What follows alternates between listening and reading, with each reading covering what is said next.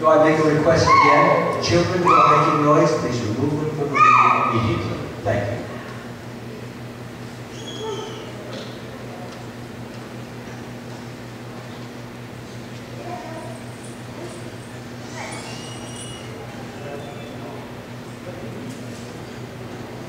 Om Namo Bhagavate Vasudevaya. Om Namo Bhagavate Vasudevaya.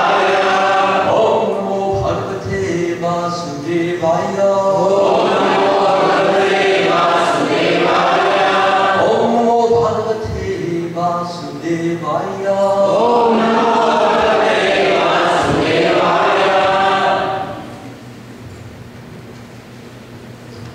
So I will be speaking from the Srimad Bhagavatam tonight,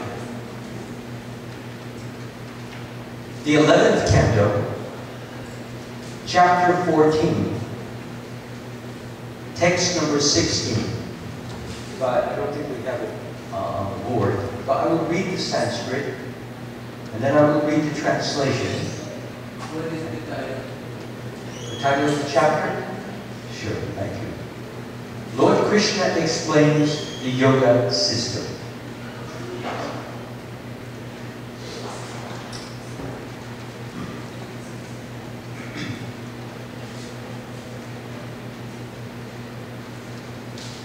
To begin with, I think it would be appropriate for me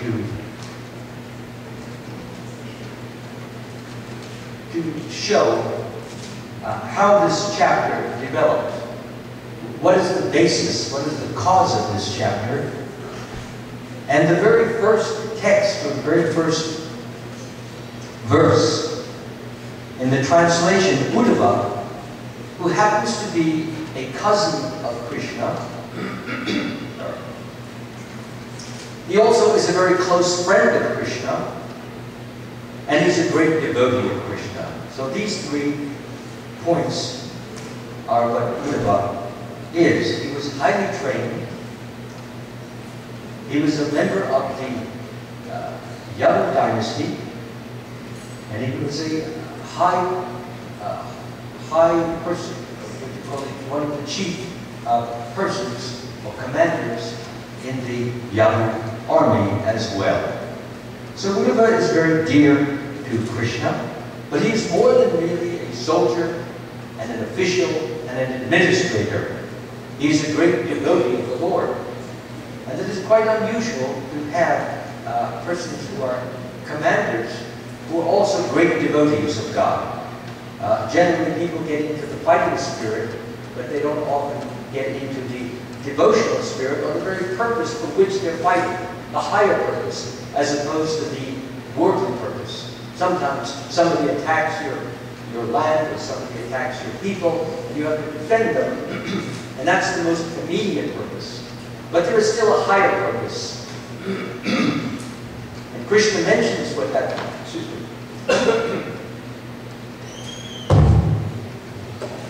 Krishna mentions what that purpose is on the battlefield of Kurukshetra when he speaks to his cousin Arjuna. And he says, therefore, Arjuna, you should always, can you hear me all right with the mic over here? He says, therefore, Arjuna, you should always think of me in the form of Krishna, and at the same time perform your prescribed duty of fighting. With your activities dedicated to me, and your mind and intelligence fixed on me, you will come to me without a doubt. So he's telling Arjuna that fighting is not merely fighting, but it's a means to reach a higher plateau of spiritual advancement. And he tells Arjuna there and then that to do that, you have to learn to think of me while you fight. And being absorbed in me, you will receive my blessing. And in receiving this blessing, if you die on the battlefield, you will go to the eternal world. Or if you win the battle, then you will become a conqueror of this world. He says both of these things. But most important is that if you become a conqueror or a leader of this world, that you lead for me not for your own sense pleasure, not for your own egotistical pleasure, not to increase your pride and your arrogance and your contempt for others, but really to glorify me. And that's what this is about. So, Uddhava says, my dear Krishna, the learned sages who explain Vedic literature recommend various processes for perfecting one's life. Considering these varieties of viewpoint, my Lord, please tell me whether all these processes are equally important or whether one of them is supreme. Then he says, my dear Lord, you have clearly explained the process of unalloyed devotional service, by which a devotee removes all material association from his life, enabling him to fix his mind on you. So then Krishna answers him. He's going to give an answer to this very important question. What is the best? Now what do we mean by the best? Well, they're all good. And they all lead to the same goal. But some get you there faster. I mentioned in my class, I think it was yesterday, that there are express trains and there are local trains. A local train gets you to your destination, but much slower. It stops along the way. Now, an express train may pass 10, 15, 20 different stops that a local train stops at.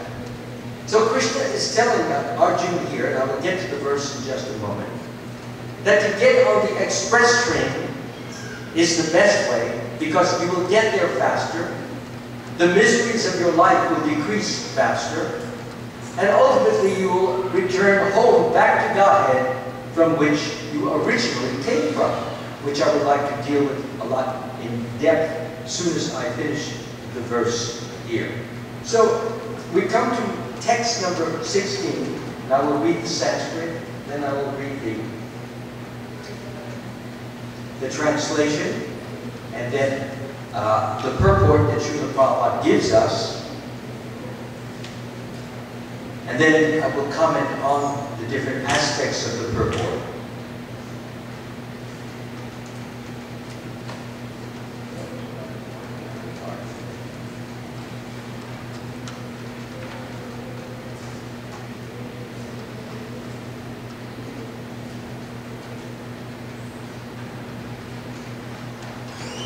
Niraksham munim shantim nirvanam samadharanam anuvrajam yaham vidyam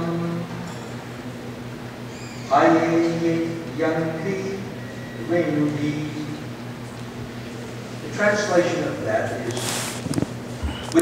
Krishna is speaking now. This very important message or instruction that he's giving to Uddhava. He says, with the dust of my devotees' lotus feet.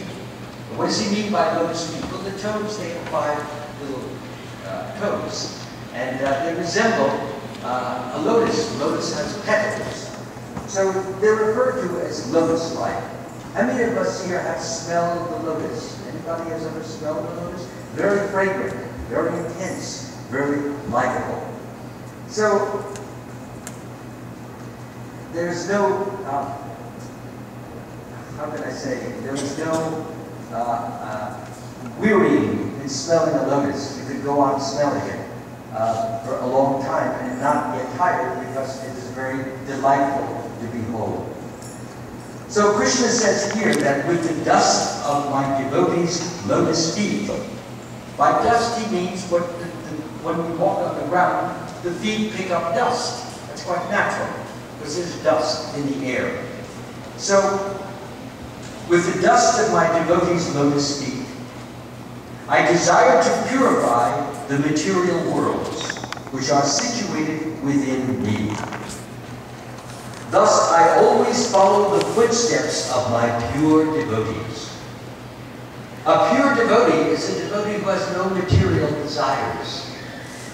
His only desire is to serve Krishna, to please Krishna, to love Krishna, and to share Krishna with as many persons as he or she can. That's what pure love is. Srila Prabhupada gives a very nice definition of such a pure devotee. He realizes he's an eternal servant of Krishna. He loses interest in everything except Krishna.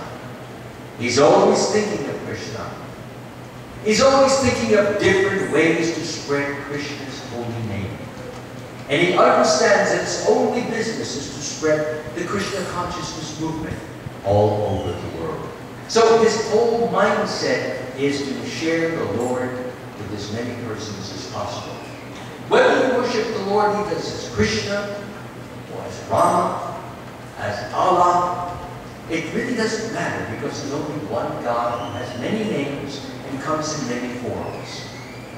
The important thing is that we recognize the omnipresent, omnipotent, and omniscient position of the Supreme Lord as being, as I just said, supreme, all-powerful, all-knowing, and present everywhere. Above us, beyond us, and yet with us, within us. So that's all Chantants. We can chant that translation together. Please repeat after me. With the dust of my devotees' lotus feet, with the dust of my devotees' lotus feet, I desire to purify material worlds, I desire to purify material worlds, which are situated within me. which are situated within me. Thus I always follow the footsteps Thus I always follow the footsteps of my pure devotees, of my pure devotees, who are free from all personal desire, who are free from all personal desires, wrapped in thought of my pastimes, peaceful, without any feelings of enmity, without any feeling of enmity, and of equal disposition everywhere. and of equal disposition. Purport, comment. Just as the devotees always follow the footsteps of Lord Krishna, similarly, Lord Krishna, being a devotee of his devotees, this may come as a surprise to you. He's supreme, he's all-powerful, and yet he loves his devotees so much that he is devoted to caring for them, to loving them, to protecting them. Krishna says in the Bhagavad Gita, those who always worship me with exclusive devotion, meditating on my transcendental loving form, to them I carry what they lack, and I preserve what they have. And he also says, to those who are constantly devoted to serving me with love, I give them the understanding by which they may come to me. So Krishna is very much concerned about his devotees. He loves them, he watches over us, and he makes sure that arrangements are made so that we can have the kind of incidents or circumstances that are useful and necessary for us to develop the necessary virtues to become more and more God-conscious. And that we may also get rid of the wickedness or the evils or the failings that we may have, such as lust and anger, greed and envy, and those types of qualities which distance us from the Lord and distance us from each other, make enemies out of one another. A pure devotee of the Lord is always meditating on the pastimes of the Lord and considering how to assist the Lord in his mission. Now, in my book I have over here called The Supreme Mystic, some of you may have already had it. If you don't, it's available here. They get sold out. You can always order them from me or from my distributors. And it's all about the pastime. Now, what is a pastime? I like to define these terms because some of us may or may not know them. And please bear with me patiently for those of you who do know them. But a pastime is not really a fun activity or a lively activity or a frolicsome activity which the Lord which is performed, but it is one which is performed by Krishna. It is performed by Krishna, so we call it a pastime. Give me just a moment to pause as I offer my respectful obeisances to my spiritual master, and I will continue. Om Adhyana Timiranta Syadina Jina Shalakaya Chakshur Unvalikam Yena Tasmai Shri Guruve Namaha. I was born in the darkness of ignorance, and my spiritual master rescued me from the darkness of ignorance, and I offer my obeisances to the spiritual master. So I'm hearing some sound coming from somewhere. Does somebody locate that noise and please have it stop?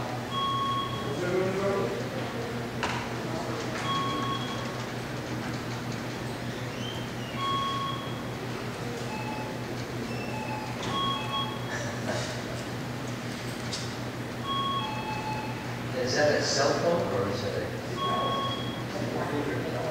Huh? It's coming from your computer? Then unplug it then.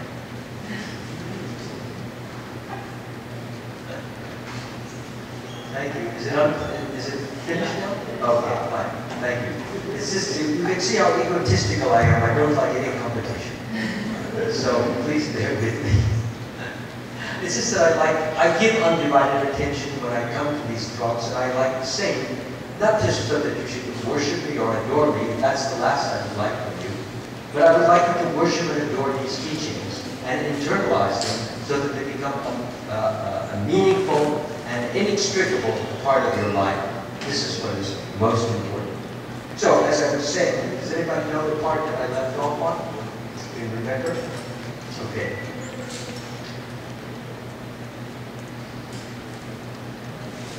Yes, I was talking about, I have given 5 different aspects of a pure devotee. Because as I said, some of us may not know what a pure devotee is. So you should all have an understanding of what a pure devotee is. It means his mind has no place for material desire or material interest or material considerations. He takes care of his body. Yes, he eats, he drinks water or juice. He may go to a job. But his only interest, he's always thinking in his heart and in his mind about Krishna. That is his chief love, his chief interest. And everything he does as a love offering to Krishna. Krishna says, whatever you do, whatever you eat, whatever you offer or give away, and whatever austerities you perform, do this as an offering unto me. He wants you to offer to him, not out of some selfish need. He doesn't need anything. He's completely satisfied. He wants to purify us.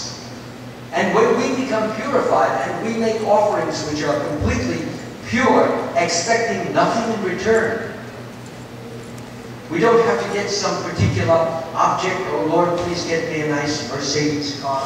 Please buy me a nice jet plane. Please. Too much noise coming from inside there. Somebody can tell them to either speak lower or they take their cell phone. Somebody can go inside, please. Because I'm hearing it very distinctly. So, it's not that Krishna needs any of the things we produce. He has everything, and he's always joyful, and he's always peaceful, and he's always strong. He's powerful. No one can defeat him. But there's one thing that he likes, one thing that he thrives on, one thing that nourishes him, and that is your pure love. This pure love, or unalloyed love, undiluted love, is a love in which you offer, as I mentioned, Krishna says, whatever you offer me, a leaf, a flower, fruit, or water, I will accept it as your loving devotion. He will accept these things, but he doesn't want them given with some ulterior motive.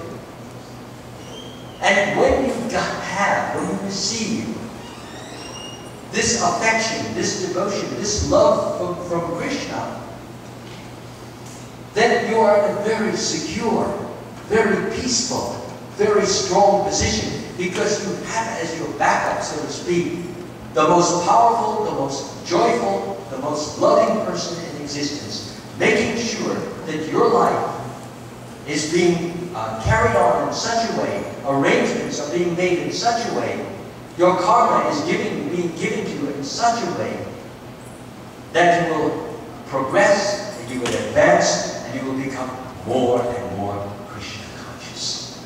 That means you become joyful, you become peaceful, you become happy, you become fulfilled.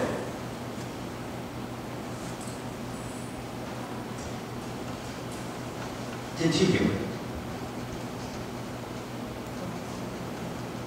All the material universes are situated in Sri Krishna's body, as demonstrated to Arjuna and Mother Yashoda and others.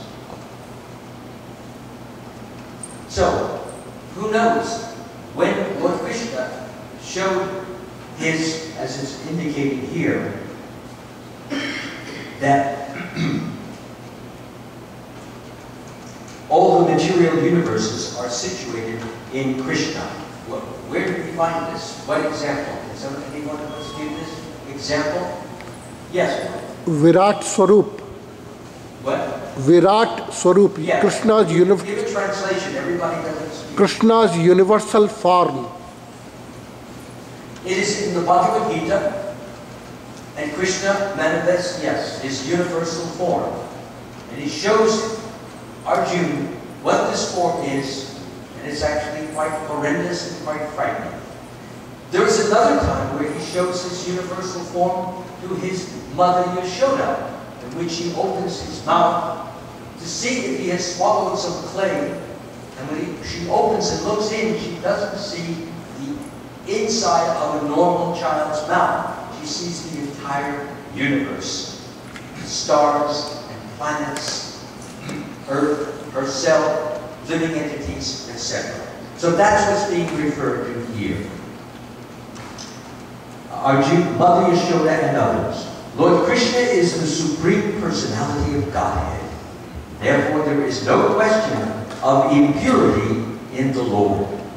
Still, the Lord desires to purify the universes situated within Him by taking the dust of the lotus feet of His pure devotees. Without the dust of the lotus feet of the devotees, it is not possible to engage in pure devotional service, without which one cannot directly experience transcendental bliss. So, let us talk a little bit